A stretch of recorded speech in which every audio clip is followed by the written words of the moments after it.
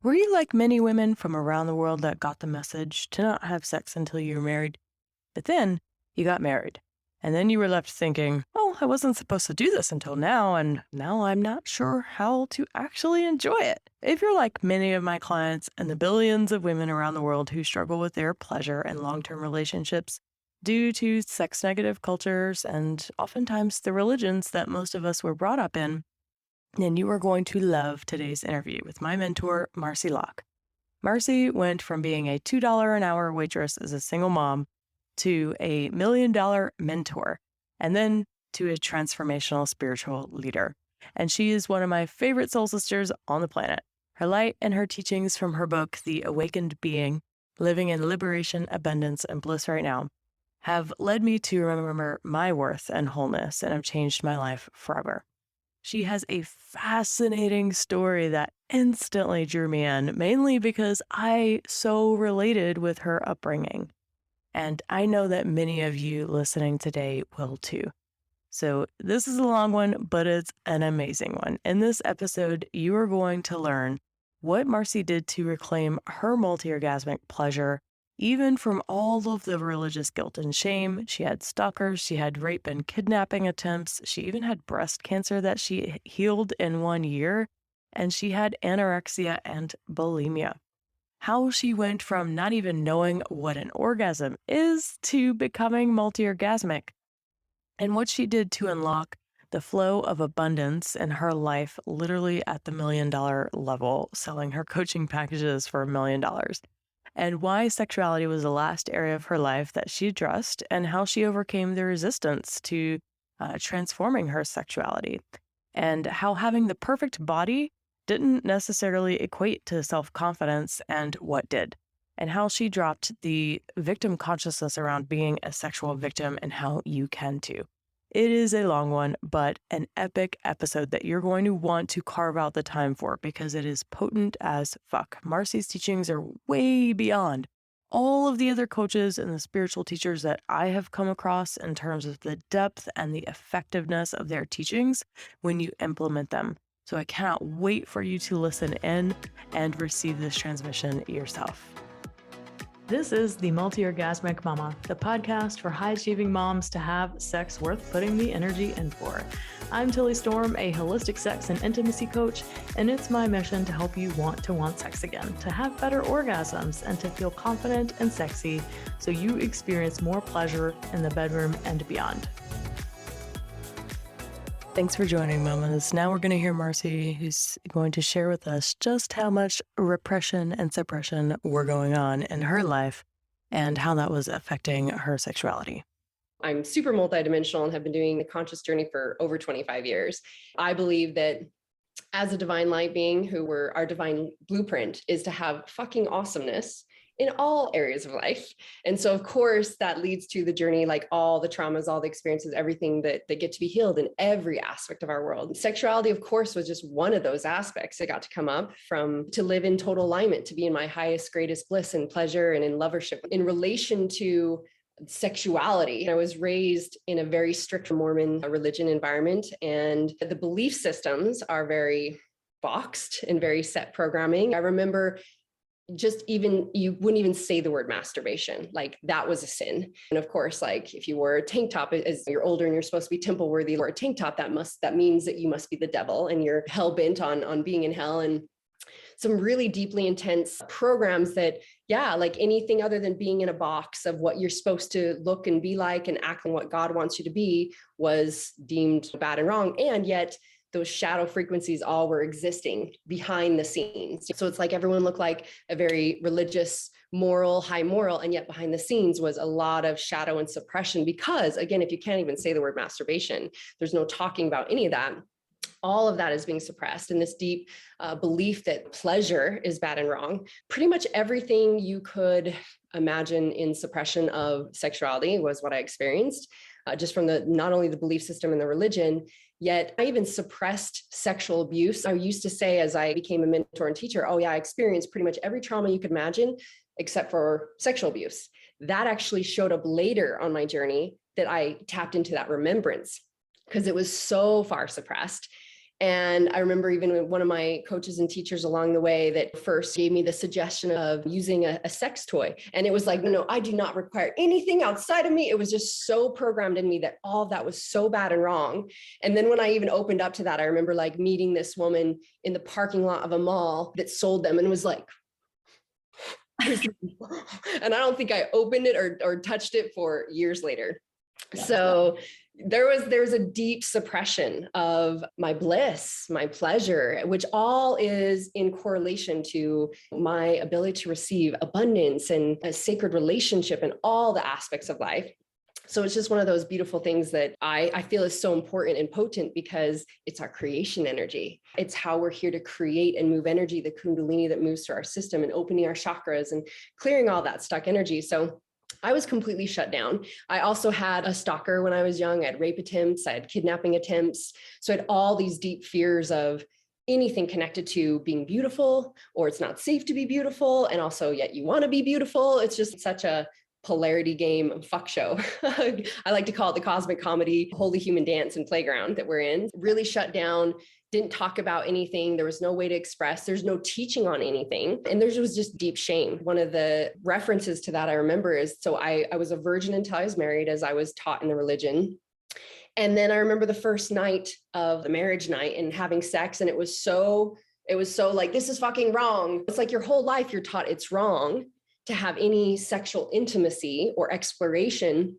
Plus there's no obviously teaching on it in any way. And then to just be like, now it's okay. And just it being such a weird, awkward experience. And then through my marriage, it was very much I'm not supposed to express or feel anything or actually enjoy. It's just, this is for the man. So fuck all those beliefs that were creating density and low vibration in my life that reflected out into everything else. I'm not worthy of obviously receiving money or any other aspects if I'm not worthy of pleasure and my own bliss. Yeah. So many of the people listening to this podcast, I'm sure, relate to that story because that's also similar to mine and with the same conditioning. Yeah. And it's okay. We choose a different unique path than what the conditioning has been and the collective has been, and choosing what's right for our experience here. So yeah. Cool. Okay. Can you share with me, how did that conditioning affect you in your relationships and in your sexuality? What were some of the manifestations of it? Yeah, I see it reflecting in everything. This is why I teach that wherever there is resistance is showing us what wants to be healed and loved. And so many times as I coach high-level entrepreneurs and leaders, and it's, oh, I just want to make more money, or I just want to call on the clients. And I'm like, but if this part of your life is in resistance, it's literally blocking everything else. How it would show up, like I said, is that there was I didn't feel safe to have any expression. I didn't know how to ask for what I wanted. I didn't know how to be seen. It wasn't safe to be seen. It wasn't safe to be heard. It wasn't safe to express. It wasn't safe to be anything other than what I feel like such a huge percentage of our society is taught this, in that perfectionist identity. What do you want me to be? What do you want me to be? It's so energetically draining to just play this role constantly. And that's where all your energy is going. And it's very low vibrational. So a lot of times with moms or women, as I'd say, you can only receive as much love as you're willing to give to yourself. And they're like, how does that work? Because no, I give love to my spouse and my kids and that. And I'm like, and when I should do this, I have to do this, I have to show up for you and do this and act this way and be this and do this so you're happy and you're happy and you're happy. That's a really fucking low vibrational love. That's really shitty ass love. It's not high aligned. Ooh, this feels amazing. I'd love to do this for my children. I'd love to do this for my spouse, because you're not fulfilled. And so you can't get it outside of you until you're willing to give it to it showed up everywhere and in everything. A bit more of my extended story where, getting to coach people at $1 million level, going from scarcity and lack, being raised on a farm, all these things where all of that was connected to being able to say, again, I'm worthy of the infinite support of the abundance and supply of the universe, that I can do what I feel called to do, that I can follow my own passions, that I can be my own light, finding my personality, finding my essence and following those gifts, all came from, okay, I got to step into, or now choose that it's even okay for me can I practice asking for what I want? Can I practice having clear conversations and communication about when something doesn't feel good, I'm worthy of feeling good. I'm worthy of living in what's in my highest joy. So one thing that I teach is always like, What's the most nourishing for my soul? So as we start to align to these things, then then obviously everything else begins to shift, like the relationship shift and your sexual experience shifts and everything shifts. And if anyone can resonate with this, I had I want to have the greatest sexual experience. That was the last thing in my mind. It was just like, survive and get through life. And it's a codependency of requiring, it's like how we're taught conditional love versus unconditional love. It's, if you do this, I'll show up this way. If they do this, then I feel safe and they love me, then I'll show this. It's all it's lack, it's scarcity, it's holding back love. It affected everything. Yeah, awesome. The access point is very interesting for many people from my perspective, because people will come in and they're not quite aware. And this was my access point too, was that I was only able to orgasm in one way. And even then it wasn't very satisfying. And I didn't even know what orgasm was. It wasn't until I started doing, again, give it to myself, create my own container of safety. Because healing can only transpire when safety exists. And so yet we got to give safety to ourselves. That's why we have the conversations with our own inner child. We can break down the illusions and we can look at what are the patterns, the behaviors. And so it's like, okay, how do I start to practice touching myself? And it can be that simple. How do I start to practice loving myself in the mirror? How do I date myself? How do I create a date night for me and set up being the pleasure of this beautiful meal and candles? And I can't receive that from someone else or accept it fully without practicing for myself. So then it became, how do I begin to practice as I began sex magic ritual? And how do I practice learning to open those channels of orgasm? I had never had an orgasm with a man or woman. You could say all species included. I did fuck God, but that came after. It started with me little steps at a time. If I'm not comfortable being in touch with myself and learning to make sound and express and adoring myself, I'm not going to feel comfortable someday with some partner that's going to show up and she's going to make me feel safe. And then I'll be able to have amazing blah, blah, blah. It starts with you. In those practices, as I learned again, and like I said, I worked directly with Isis and she taught me a lot of this, and then also worked with Tantra teachers. And because I was like, where's their resistance? This feels scary. It was probably the last thing that I did address. Maybe addressed it in little ways, in that finding the belief systems. Can I speak up for myself? Can I express? Can I learn to move energy in these ways? But addressing the sexual was like the thing that I put off the last, until I realized how uncomfortable I was and how much fear was in my body and how shut down I'd get when I was going into experience with a lover. And then it's, why can't you orgasm? I had to start to learn how do I open up this channel and clear? So much of that is clearing all the stuck energy and the knots that we unravel that are stuck in our energetic system from our own experience in this lifetime, as well as inherited trauma. Now it's like when I go into sex magic ritual and high manifestation creation energy, I can orgasm and squirt 10 times in a row. And then it was like, now how do I be able to move that energy and be at peace and feel safe with someone else? Well, I had to start with, it's safe for me to express. It's okay for me to feel desire and feel yumminess and feel pleasure. And how do I move that energy? And how do I keep opening and expanding?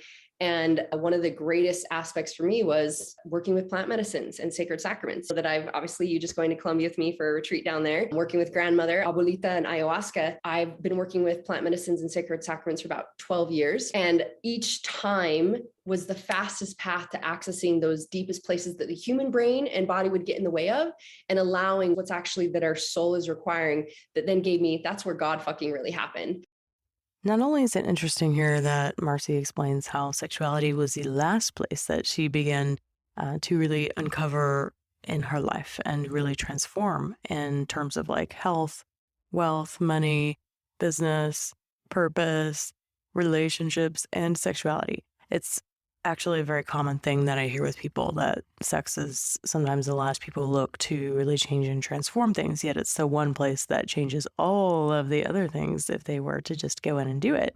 And I also think it's interesting here how Marcy, when she went on that journey of transforming her sexuality, she never mentioned learning tips or tricks about how to have a better orgasm. It didn't even come from that place of, oh, I want better orgasms. It was just from resistance to it and leaning into the resistance that she was experiencing that led her to want to work on it and to do the things. And it was all inner work. It was all working with the beliefs and the thought patterns and the emotions of the resistance itself that she was feeling, not Googling how to have a cervical orgasm or any of these things. That stuff comes after you work through the blockages itself. So let's hear now what Marcy did to work through that resistance so she could feel integrated and embodied and fully expressed in her sexuality.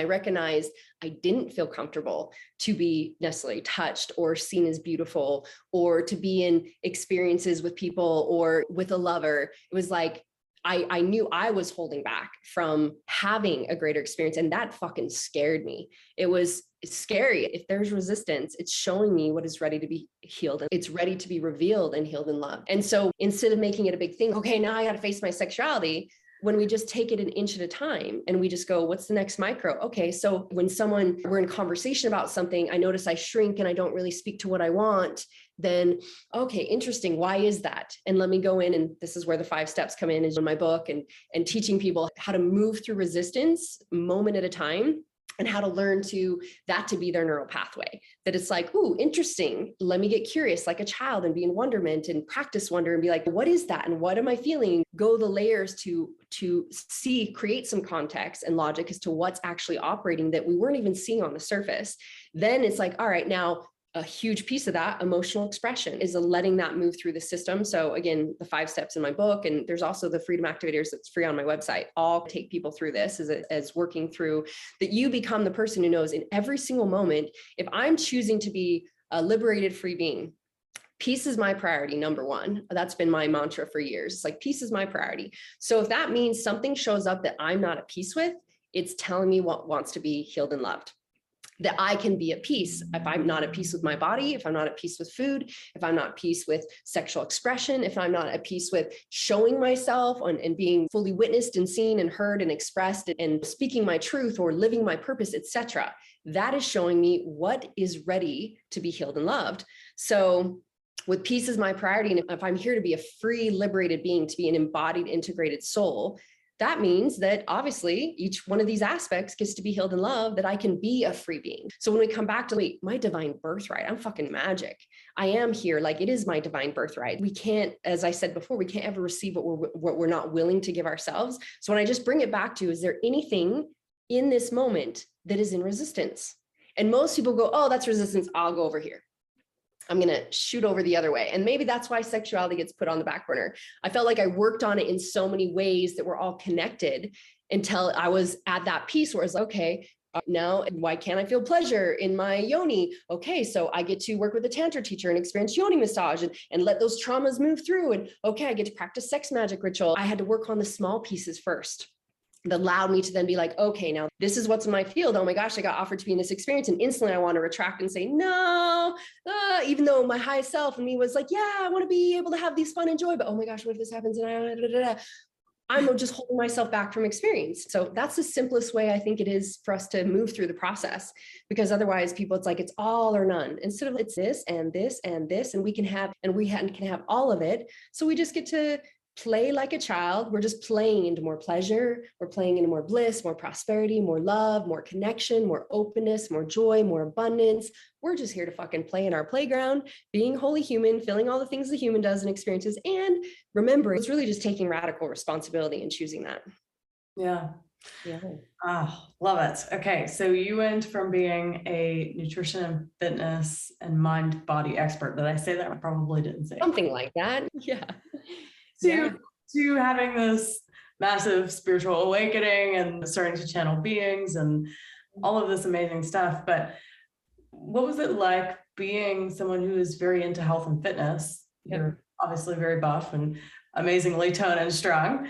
What was it like being in a body that you were taking such great care of? You'd think that would come with a level of confidence and these sorts of things. So some embodied confidence, at least on some level, but then diving later into the sexuality piece, how was it different for you to embody confidence in the way of your health and fitness as opposed to your sexuality and what that was like? What's interesting is, and I'm not saying this applies for all beings because every single person is different, has their own specific journey. Having the deep insecurities of not being beautiful. I thought I was stupid from the time I was young, thought I was all the horrible things, was like scared to, again, be seen. I used to walk down the hall with my eyes head down, was so scared to be seen. It was almost like it was created out of shadow, that I had to be perfect to be loved. I had to have a perfect, beautiful body to be loved. I experienced a cheating husband, got divorced after having my second baby. And my belief systems was, if I have a perfect body and I'm always a perfect wife, he'll always love me, appreciate me, and never cheat on me. And I got to catch, wow. So I always, from this deep level of unworthiness, I created exactly that. And so the body for me was this, I have to be beautiful. I have to be perfect. I have to look good for me to even think that I'm enough. There was a deep belief system that I'm not enough. Now, yes, I still live in a toned body of health, but my journey of shedding all the shadow, of doing what feels good for my body instead of fucking trashing it, and like working my ass off with working out and other things like that, and starving. I was anorexic, I was bulimic. I went the whole journey to traveling the world as a global light leader and working with enlightened masters and seeing how they'd have bellies and there's no association to the body. There was so much of my belief that was also like, when everything is in alignment, it's operating at the highest level, and it's dissolving these ideas that there is no wrong or right, good or bad. There's just simply what allows me to be in the God blueprint that feels in resonance for my body. For me, I love to feel healthy. I love to be filled with energy. I take care of my vessel because I am a channel. My vessel is what allows me to experience all of life. And so I've gone the journey of going up and down in all the ways with my body and my weight and the things. And can I love myself no matter what?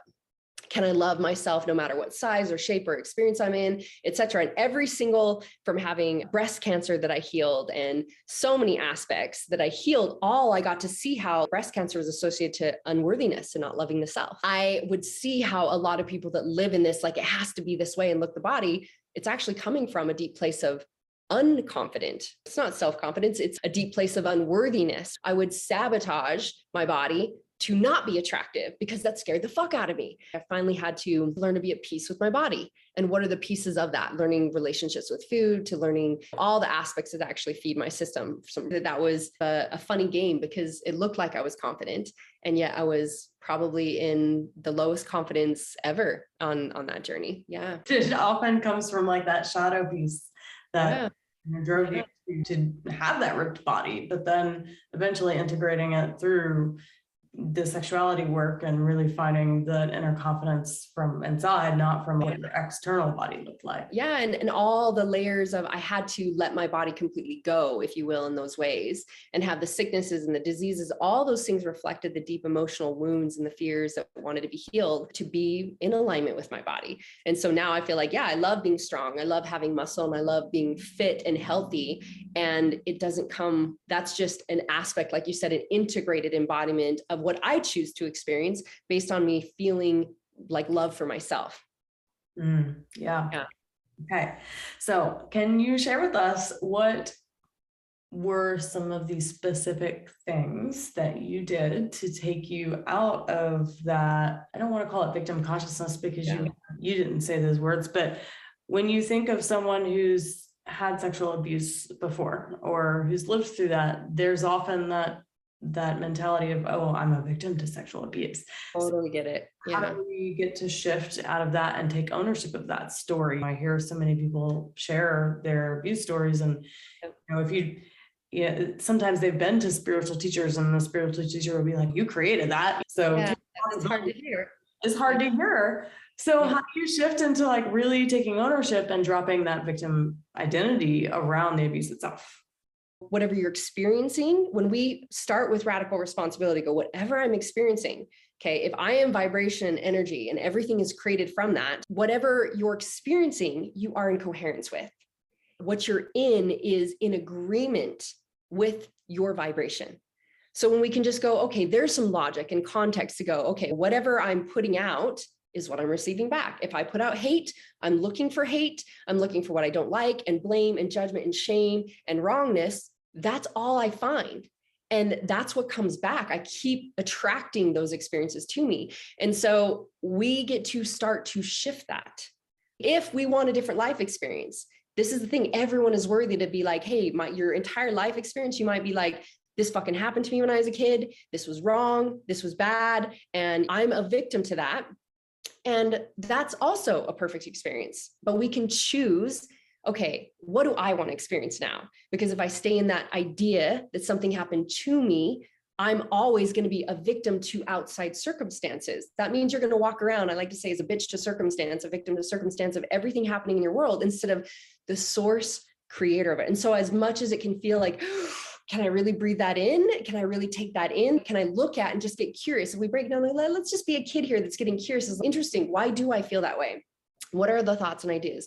Where did that come from? And we can start to just break down a piece of the illusion at a time instead of just, hey, if sexual abuse happened, I created it. That can feel really challenging for people. And if we give ourselves permission that I want a different experience, I want to feel at peace. If you want to feel peace, are you ever going to feel peace if you're always feeling like something horrible happened to you that you're not at peace with? There is our call for ourselves to give ourselves permission to find peace with what is and to see it through a higher vibration, to see beyond the illusion of what we think happened and allow ourselves to see the greater gift as to why, what we chose, what the experiences are, what we learned, what it's here for. And as we shift it and we heal it, then these lower fields of or ideas and ways of being that they just, like I said, they no longer resonate. We start to go, okay, I can see that sexual abuse happened. And I can get more curious about these different aspects. And this old idea that I destoried, that doesn't really resonate with me anymore. And I can start to choose a higher story. So when we start to see beyond the illusion, the first thing I'd say is that the divine that is you, that has always been you, I like to go back to, I know that I'm a divine being. I'm magical. And that might be a hard thing for people to receive, I never thought that I was divinity. I never thought that I was magical or that I was worth it. It was like, I must be a mistake and something must have been not given to me and all that.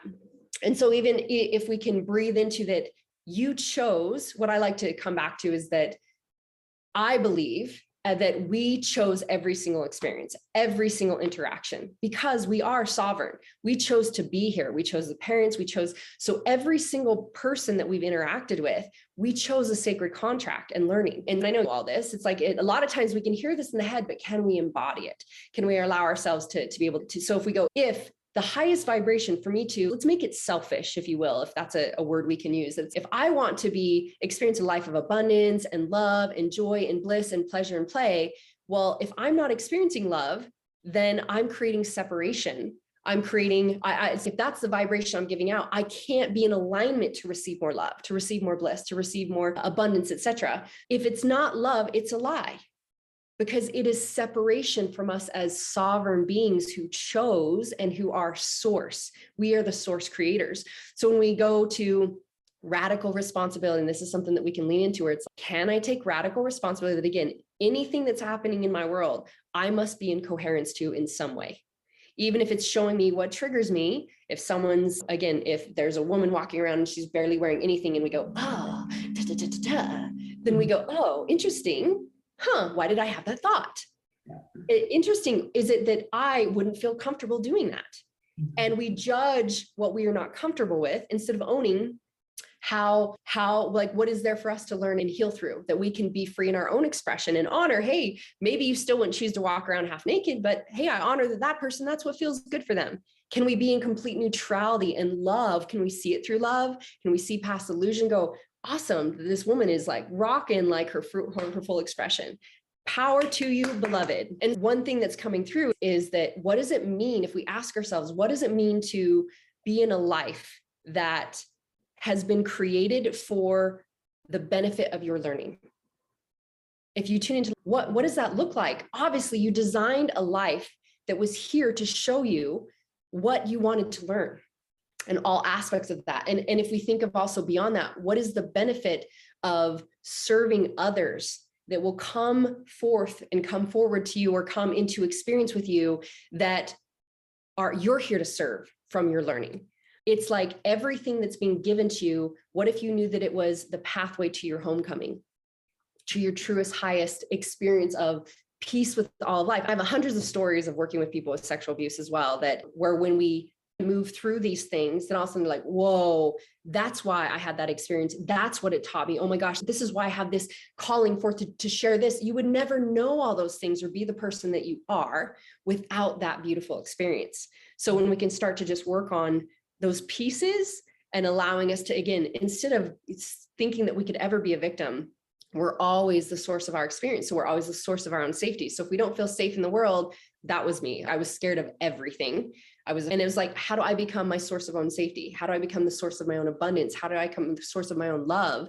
Because whatever is then again, vibrating from me, perception, et cetera, everything else is what I'm going to receive. So when we just come back to, you know what, I'm fucking done with this silly story because I'm tired of living in pain or feeling and experiencing the experiences that I'm having because of this. So can I call myself forth to get curious about it and start to move through the illusion and see what else is possible and available and guide me to a higher way of witnessing it and experiencing it and seeing it, that the lower vibration, like I said, doesn't resonate anymore. And it's, oh, this is what I now believe.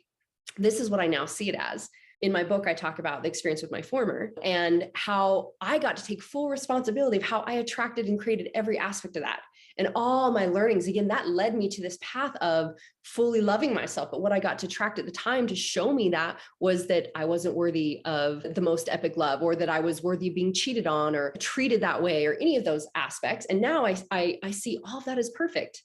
All that is such perfect, beautiful experience. And that he actually was that contract that was like, hey, I know you want to learn this when we're down there. So you know what? I will show up for you this way and I'll do this. How could I ever see him out of a lower vibration when he gave me access to my greatest awakening, the greatest awakening of myself and the self-realization of myself? So it's a piece at a time and it's a step at a time, but it's really come back to, what do I want to experience? And is this going to give me that? Yeah. Oh, thank you for sharing that. Yeah. Okay, one biggie, and I think that should wrap it up. But how exactly did you go from not having orgasms at all to being a completely multi-orgasmic mama? You say the word and I'm like, oh, my pussy is wet. I'm so juicy. Yeah. I'm gonna go do sex magic. Starting to little by little love myself. From, can I give myself touch? I didn't know how to feel pleasure in any way. So starting there, right, is first calling to what we get to realize, again, big piece, this is creation energy. We can't create if there's no flow in our chakras and our energy systems, which is all stuck in block, especially the sacral chakra, our womb consciousness. This is the creation center. Now I very much consider myself a feeling body. That's, you'll notice, like you say something, I'm like, I feel the words and I feel all of life, because that's the way we're designed. We're designed to be feeling bodies, energetic, vibrational bodies. And we've been operating from our head instead of our heart consciousness and open to feel all of life. And when we start to just go, even, wow, if I want to manifest, then it all comes from my energetic feeling and vibration. So we can make it really easy by, for me, I wanted to become in lovership with all of life, and not just to be sex or the bedroom. Again, that was like the furthest thing from my desire. It was like, how do I be in what's the most nourishing for my soul? So starting to recode my life is, I choose to do whatever the fuck I want to do. Freedom for me and liberation is one of my greatest desires or morals, to be free. That means I'm completely all of me. And that means I create all the abundance to go wherever the fuck I want to go, do whatever the fuck I want to do with whoever the fuck I want to do with it, whenever the fuck I want to do it. That's like my key code of freedom and liberation. And so if I want my life to be my greatest adventure and to be in lovership with all of life, I had to learn to become in love with everything. And so I called myself to start shifting the beliefs and the patterns and the behaviors. Hence, again, in my book, that was why I was guided to write that book and give people those specific key codes to work through that, and creating my own safety. And was like, how do I become in lovership with all of life? That I can be in love with the food that I'm sitting down to eat and every experience. So that was my focus and intention. And so start playing with my expression.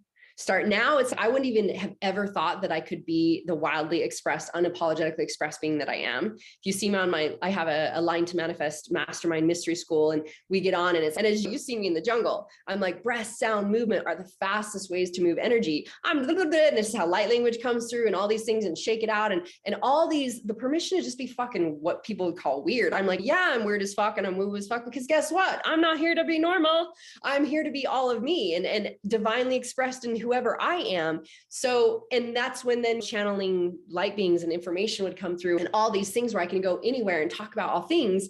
where that's such a completely opposite spectrum of life that I was living. But it started, as I said, dating myself, practicing asking for what I want. You never get what you don't ask for. Okay, like I'm worthy of this being a fuck yes in alignment for me. So if it's not, let me get curious. Let me ask questions. What would be an absolute flow? And step by step, all of those things applied to being multi-orgasmic, because you can't go from 0 to 100 and all of a sudden be, like I said, in the bedroom and be able to, have all your orgasmic bliss if you're not like, hey, I ask for what I want, or express myself, or it'd be safe to feel pleasure. Having open, authentic conversations to create my own safety, to create my own requests of this is my fear, this is my desire, this is actually my boundary, this is what I would require, this is what will assist me in feeling safe. As I mentioned, that I got Tantra teachers and people to access those teachings and those specific things. I'm a huge proponent of always learning and growing and expanding. Even in what I've achieved now, I keep expanding my God fucking ability and all of these things. Then learning directly from Isis, practicing sex magic ritual, which is just manifestation energy.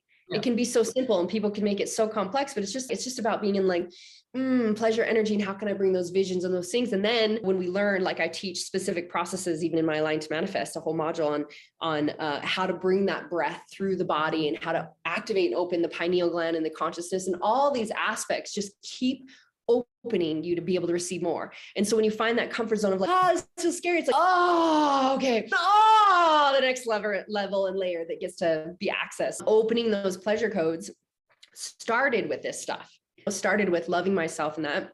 And then as I got to work with sacred sacraments and plant medicines and things like that, again, the body got out of the way and I got to access things at a greater level. And again, Isis and it taught me these direct processes of activating, which that's what led me to a pathway of orgasm and, squirting and all these things.